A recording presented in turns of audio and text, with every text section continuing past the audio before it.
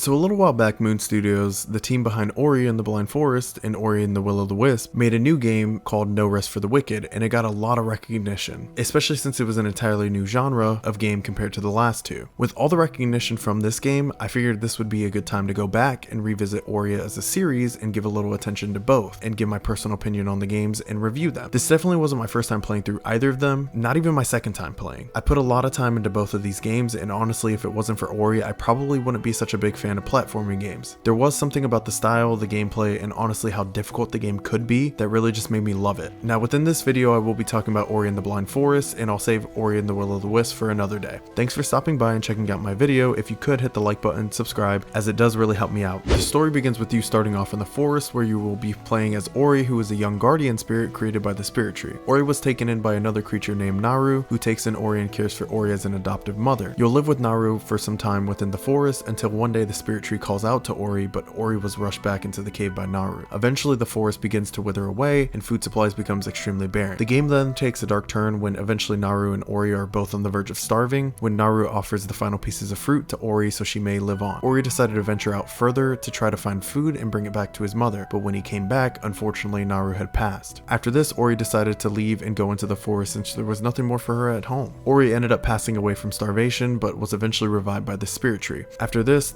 is when the game really begins, and you are able to take control of Ori. You'll eventually run into an orb of light that claims to be the eyes and light of the Spirit Tree. Cyan is the orb of light's name, who ends up becoming the main partner of Ori and will be assisting you on your travels within the game. You will eventually make your way to the Spirit Tree and learn what happened and why the forest began to wither away. Essentially what happened was the forest was calling out to you. The main antagonist of the game, which is the giant owl who despises and hates the light, Kuro, decided to steal Cyan from the tree, and by doing so this essentially completely disrupted the forest and the elements within the forest. Then it becomes up to Ori and Cyan to travel to different places within the forest to find the different elements and restore them to fix the balance and restore the Spirit Tree to its former self. That is the overall main story of the game. There is honestly so much more that goes into this game, and I could sit here for another 20 minutes talking about it and how it contributes to everything else. But honestly, I don't want to do that, because this is definitely a great story that was well put together and it deserves you playing through it if you haven't already. My overall thought though is, like I said, it's an absolutely fantastic story with a lot of heartache, pain, but so much enjoyment. They were really able to build something special with this one. I found myself completely attached and loving all the characters within it. It definitely has a way to get you to invest yourself into it. It's only about an 8-hour main story, but honestly in my opinion that is plenty for what the game is trying to achieve, and I feel like they definitely did achieve that. The world of Ori and the Blind Forest is broken down into 10 different areas, which include the Sunken Glades, Moon Grotto, Thornfelt Swamp, Ginso Tree, Hollow Grove, Valley of the Wind, Sorrow Pass, Forlorn Ruins, Misty Woods, and Mount Horu. Each one of these regions has its own feel to it. Not one of them really feels like it takes from another one. Each one's art style was absolutely breathtaking and will just give you a refreshing feeling after you reach a new region. One of the biggest things within the game is the traversal and how you get to jump around the map. Almost each of these regions will introduce some sort of new obstacle that you will have to get around. There are so many different ways to traverse the map, from using a dash to dashing off of enemy projectiles to even using a charged jump. I could sit here and dive into each area and tell you what I thought about them, but honestly that would draw out this video for way too long. I've honestly played quite a bit of indie titles the last 2 years, and Ori and the Blind Forest was honestly the first game I picked up when I got back into gaming. The massive world that you can just get lost in and has so many different things to discover within it just really made me love gaming again. They somehow managed to hide all of the different secrets within this world, which makes you feel so much better when you discover them. This game's world will always have a special place to me. It is honestly just something that you should end up experiencing for yourself. Bouncing off of the world building, I want to talk about how the combat and traversal is within the game. Now, this game relies heavily on the traversal and platforming aspects. As for the combat, it's super simple and there's not much to it. You'll be spamming one button and causing the Spirit Flame to attack enemies from a distance. As time goes on, you can make the Spirit Flame stronger and deal more damage and hit more enemies altogether. With the platforming side of it, the game does a fantastic job at really making you explore and figure out different ways to move throughout the map. The game isn't completely linear either. I mean, you may be able to cheese your way through one thing and discover something completely different in how to get past a section, which wasn't even made for you to get past that way, which is what makes this platforming even better, because it wasn't made to be played one specific way. There honestly is not a ton of variety when it comes to the amount of enemies within the game. However, the way they contribute to the story and the traversal in the world make them so much better than most games in this genre. In total, there are about 17 different enemies that you'll be facing off against throughout the world. This honestly is not a lot, especially for a game that has 10 different regions regions, and about an 8 to 9 hour main story. Sure, some of these enemies can seem like they're repetitive and they're constantly showing up and annoying, but even those annoying ones have their own role within the game. There are enemies that fire shots off like mortars when they attack you. Well, when these enemies fire off shots, you can use those shots to traverse higher within the map. Or when you're attacked by spiders, you can use their own shots against them to defeat them. Ori and the Blind Forest doesn't have traditional boss fights either, where a giant enemy shows up in a health bar and you attack them until you defeat them. What it does have is essentially a boss chase scene, where you'll be outrunning an enemy and traversing a portion of the map, or you will be running for your life. You will have to utilize every skill that you've learned up to that point to try to survive the sequence. Now, this will change when it comes to Ori and the Will of the Wisp, where boss fights did get added. But really, I did enjoy these chase scenes a ton. They provide enough adrenaline and anticipation during them that makes it feel so good when you finally complete them. My overall thought on the enemies is the game does a great job at slowly introducing them as you learn new skills. This contributes to not only adding new problems for the player to encounter, but it adds different modes of traversal for the player to utilize. It makes the experience within this game that much better. I know I said 17 enemies seems like such a minuscule amount, but you can honestly speed through this game and you honestly probably will not notice the number of enemies you see. Plus, with a few fun and exhilarating chase scenes, the game is definitely not lacking in this department. As you progress throughout the game and fight enemies, you will gain experience as well as you'll be able to pick up ability cells if you're lucky enough to find them. As you level up, you will be unlocking ability points, which you can then use to invest into one of the 3 different skill trees. The abilities in this game are broken down to either the survival, exploration, or offensive skill tree. As the name implies, the offensive skill tree focuses on attacking, allowing for different combinations, as well as strengthening your spirit flame. It can even allow the spirit flame to hit multiple enemies at one time. The survival skill tree allows for abilities to aid with Ori's survival and defense, allowing for more health, dashes in the air, and additional jumps. The exploration skill tree has skills that assist with the efficiency of exploring the map and moving around, allowing for easier orb pickups and allowing you to find life cells and energy cells, and eventually allowing Ori to see hidden walls and fully explore the map. Honestly, at first you probably won't notice much of these skills affecting the gameplay until you get later into the game, but honestly, once the heavier abilities start hitting the game, it becomes significantly easier and way more fun. Sure, it'll take a little time, but in my honest opinion, it's totally worth the wait. There are a total of 11 different skills to be collected throughout the game, which include Spirit Flame, Wall Jump, Charge Jump, Double Jump, Bash, Stomp, Crow's Feather, Climb, Charge Jump, Light Burst, and Dash. Now I believe, and correct me if I'm wrong, but Light Burst and Dash can only be collected and unlocked if you have the definitive edition of the game, which I don't, so I've never actually used them, so we will cover the other 9 skills, but anyways, as you progress the story, each of the skills will unlock as you enter new regions and find the spirit trees that house them. Sign will actually begin to tell you about the spirits that possess those skills, which is cool, but it doesn't really affect the story. But anyways, the skills themselves all have an effect on the traversal or combat within this game. Some of them can even affect both. For example, you can utilize the wall jump within traversal to scale the map, while also using it during combat to avoid attack. My favorite part about the skills within this game is the combinations that you'll be able to perform utilizing more than one skill at a time. For example, putting together the bash ability with the ground stomp ability to completely avoid attacks and just dish out as much damage as possible. It's so well put together and thought about. I won't be spending a ton of time discussing collectibles within this game since there really isn't any collectibles. I mean, the game does offer life cells, energy cells, and a mapstone fragment, so you could consider those types of collectibles, but honestly, for the sake of having something to talk about, there are, I believe, 15 in total life cells and energy cells you'll be able to collect and discover throughout the map. Each one of them are hidden in different zones, some are in plain sight, and others behind hidden walls. The game does allow you, as you get further in, to unlock different abilities to actually see them on the map so you can collect them easier. Other than increasing your max HP and energy, they don't do much else for the game, and it really isn't even a requirement to have them all to complete the game. I believe when I beat the game, for the first time I only had 9 life cells and 7 energy cells, and I still managed to complete it. It will make it significantly easier and make Ori way tankier and give you the ability to spam saves so you don't lose all your progress, but again, it's not necessary. Audio and soundtracks for games are not my specialty by far, but let me tell you, if there's one game that I absolutely adore and love the soundtrack for, it's this game. The soundtrack for each region and area flows so well with the vibe of that area. Even during the chase scenes, the intensity the soundtrack puts off makes them so much better. I mean, try turning off the music during one of them and complete it, and then turn the music back on and complete it with that, and it's so much better. So yes, this is going to be a hot take, but I honestly think Ori has one of the best soundtracks I've ever heard. The retail price of the game on Steam is $19.99, and I gotta say the game is completely worth it. You get a unique and engaging story that is told with little to no words, yet will have you emotionally invested in Ori and every other character. Super fun traversal and combat that is enjoyable and fun, yet provides a level of difficulty that will give you a challenge and not let you speed through the game, all by being topped off by a phenomenal soundtrack that will really set the mood for the game. The main story is about 8 hours, but the gameplay itself offers so many opportunities for replayability that the $20 price tag is definitely worth it. You can even find the game on some crazy discounts with it being as old as it is. Well, there's my review of Ori and the Blind Forest. Thanks for stopping by and staying if you did. If you enjoyed the video, don't forget to check out my last review. Hit that like button on your way out, comment and subscribe.